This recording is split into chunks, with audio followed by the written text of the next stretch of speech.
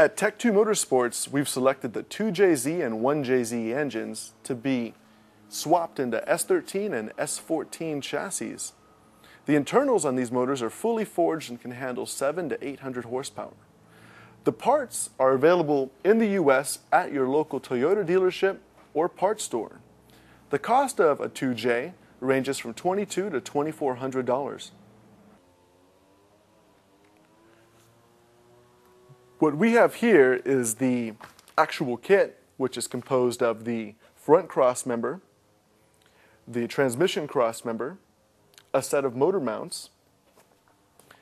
Also, we have a custom fuel line, a custom clutch line, high flow fuel pump, shifter extension, miscellaneous clamps and couplings for the heater, as well as two 180-degree heater lines, miscellaneous clamps for the intercooler, the actual intercooler kit right here that we sell, followed by the drive shaft right there.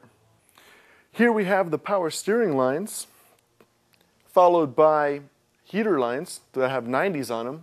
You'll want two long ones and two medium-sized, followed by a downpipe. This is a 3-inch downpipe intended for a Toyota Supra, which we'll be modifying. Then we have a timing belt, a serpentine belt, and a slave cylinder for the clutch if your transmission does not have one.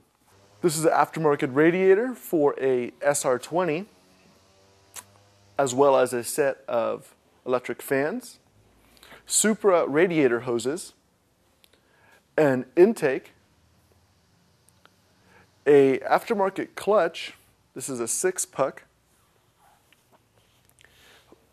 water pump, US spec, and you have to get it with the back housing, not just the front housing.